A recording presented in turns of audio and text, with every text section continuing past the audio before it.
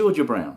I'm going to teach you a simple version, just the chords strumming along, and then we'll build it up to the full chord melody version that you just heard me playing. And the tablature for this is available to download. Just pop down into the description below the video and you'll be able to go and grab that and play along. So as always, when you're learning something like this from tablature, the best thing to do is map out the chords, because a lot of what I was playing there, even in the chord melody version, was based around the chord shapes. So if you know how to get to the chord shapes, you're already quite a long way there with the tablature version. So follow along with the chords above the tablature. First of all, the first 4 bars are just an intro, and they are the same as something else we'll do later on. And they are just F, 2, 3, 4, D7, 2, 3, 4, G7, C7, F. And then the main body of the tune that we're going to repeat starts on the second line. It starts not on the home chord of F, but on D7. And we have 4 bars, 4, 1, 2, 3, of D7, and then 4 bars of G7. 4 bars of C7,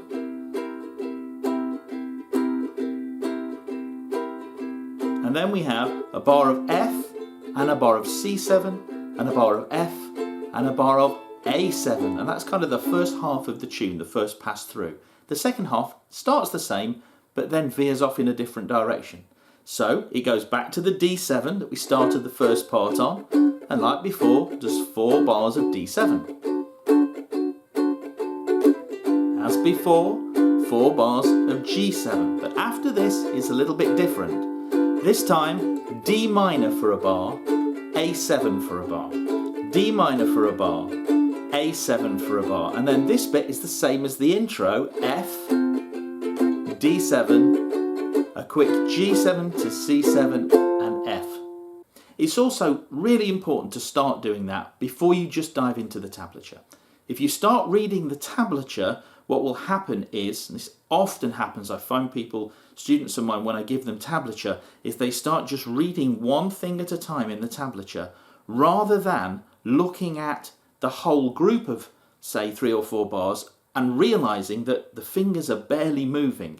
It's very easy when you see odd notes to leap around and try and play it and run out of fingers and get your fingers in knots and not realize that you're just holding a chord shape and moving one finger. And those chord shapes are a big part of this tune.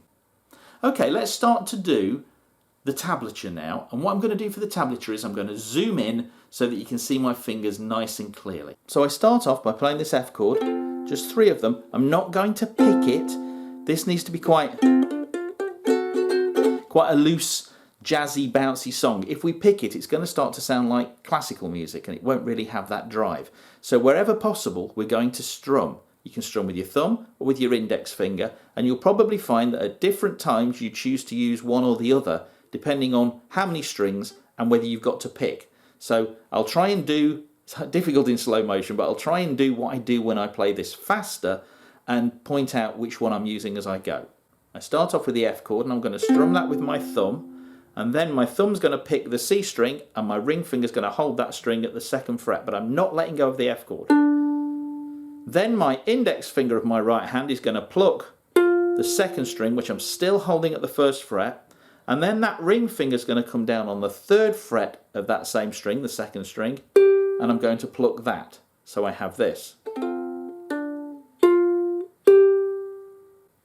Then my ring finger slides down to the 2nd fret, and I now have 2-0-2-0, that D7 chord.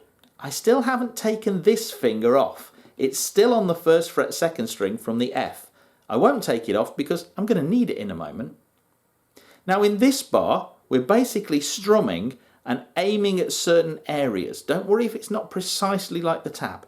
I'm going to strum down twice on that D7, 1, 2, and then on the upstroke after that, on the and, I put my little finger down on the 3rd fret of the 1st string, and on my upward stroke I try and just catch the first 1 or 2 strings.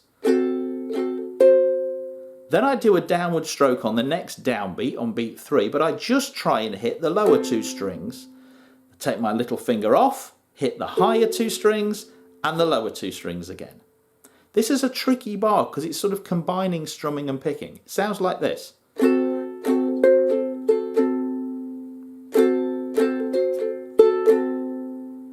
Okay. Now the next two bars aren't too bad. Certainly this next one is just a G7, down, up, down, C7, down, up, down, and then an F. Then we have this little run, and I tend to pluck this. You'll find what works for you, but I pluck this first fret note with my index finger of my right hand and the same string open. Then I bring my thumb over onto the third string to pluck the third fret of the C string. And that's just a little walk down to land us on that note of D to kick off the main part of the tune. So there's our intro, and don't forget we'll use this again right at the end. So, you know, 2 for the price of 1.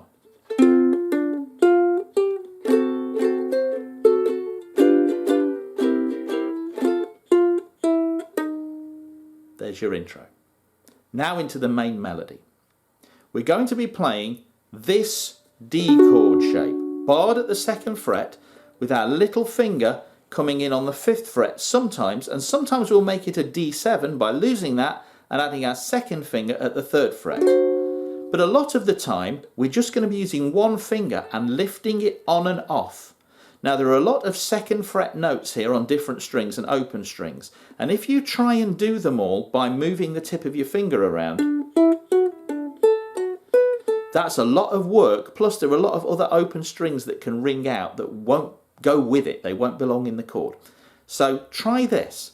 Put a bar across the 2nd fret. Play with your right hand thumb the 3rd string. Then with your index finger you're going to lift up the bar and play the 2nd string open. Then put the bar down again, play that string again, and then play the thumb note again on the C string. So we get this. Hardly any movement. I don't lift that bar up very far. In fact, it might be a good idea not to lift it off completely, but to lift up the bottom part and leave the tip of your finger in contact with the G string, because that'll give you a nice little pivot, because we're not going to play the G string unless we're holding down the chord and strumming. So then my thumb and 1st finger I move across to the 1st and 2nd strings, and I lift up and I play the open 1st string, put the bar down again, play the 2nd string, play the 1st string, lift the bar up again, play the 1st string, then I fill in the rest of that chord, add my little finger and play that D chord. Then I'm back to lifting again. I take off my little finger, I lift up the bar, play the 1st string, put the bar down again, my 1st finger comes across the 2nd string, and my thumb plays the 3rd string. To finish it off, we turn that into a D7 by adding the 2nd finger of my left hand on the 3rd fret of the 1st string and going. Now the rhythms I've put here for strums, don't get too wound up if your rhythm isn't quite the same. As long as you've got a nice feel and it fills in the space in between the bits of melody, it'll be fine. So there's our first line.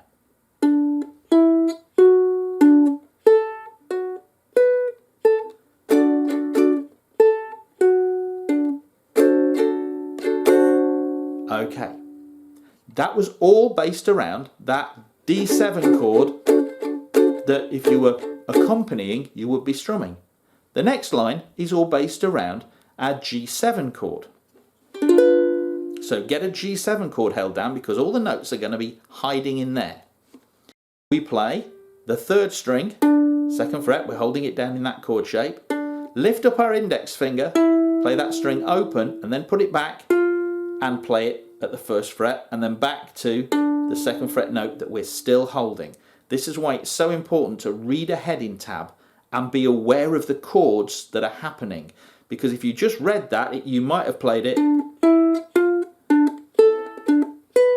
which is not anywhere near as efficient as this. So the 2nd bar I lift off my ring finger, play the open 1st string back to the 3rd string that I'm still holding, put my ring finger back, play it, and then take it off again and play it.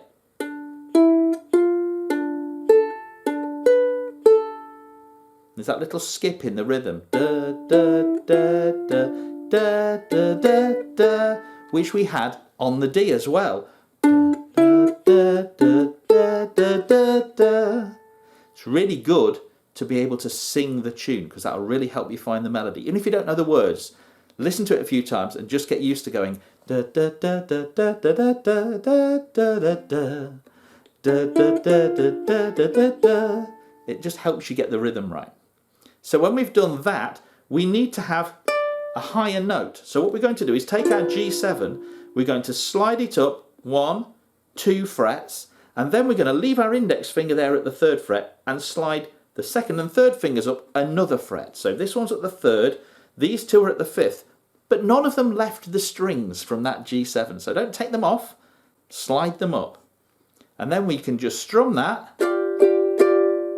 Then we slide back down to our G7, strum, and then play our open 1st string, so I've lifted off my ring finger, and our open G string, then put all that back and just fill out the rest of the bar. So here's the 2nd line.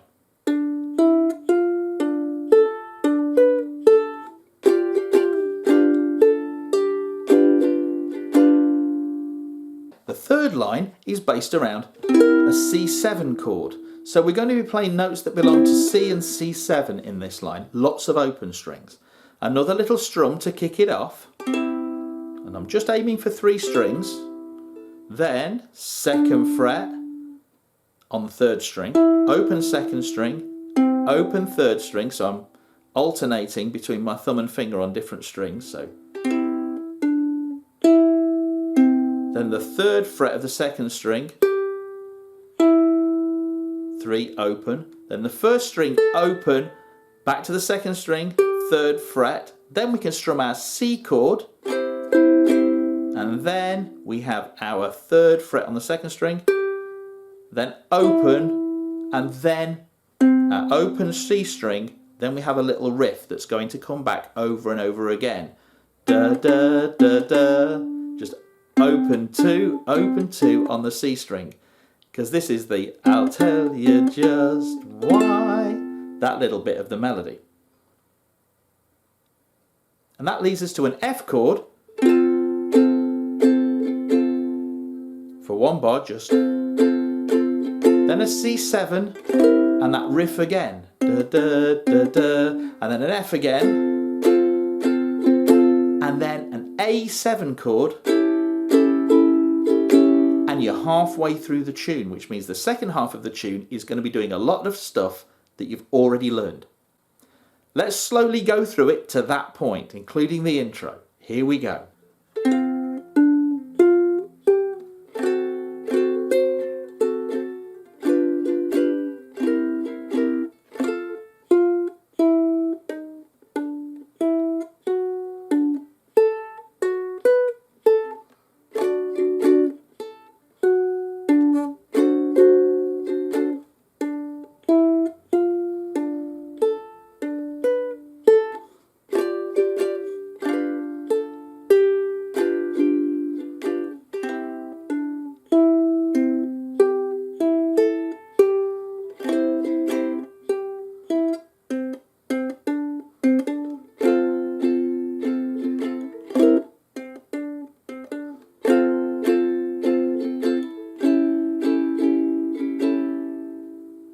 Okay, 2nd half of the tune.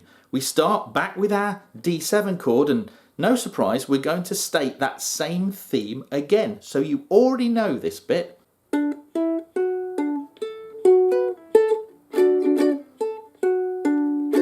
Exactly the same as before. Then the G7.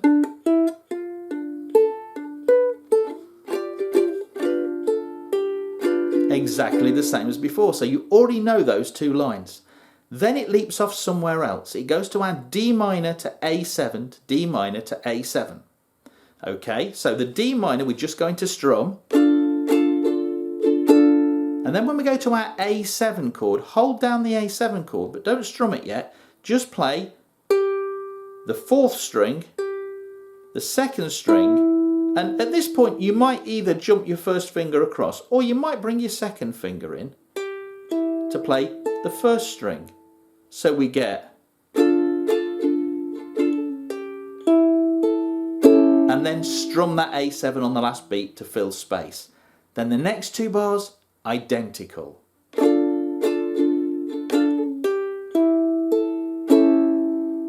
And the final phrase is the one we learned right at the beginning for the intro.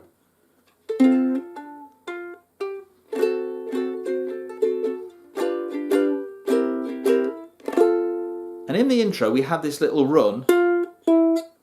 Now you would play that because those repeat marks will send you back to the beginning of the second line. So if you want to go around and around, you can repeat this as many times as you want, and you would have to put that little run in to get back into that. However, when you want to finish, instead of playing that last bar, play the bit after the repeats instead and just play the F chord. So you get this. And just stop on the F chord. Don't put that little run in. Okay, let's play the whole thing all the way through. But when we get to the end, we're not going to do that little because we're just doing it once through. So when we get to the end, G7, C7, and just stop on that F chord. 1, 2, 3, 4.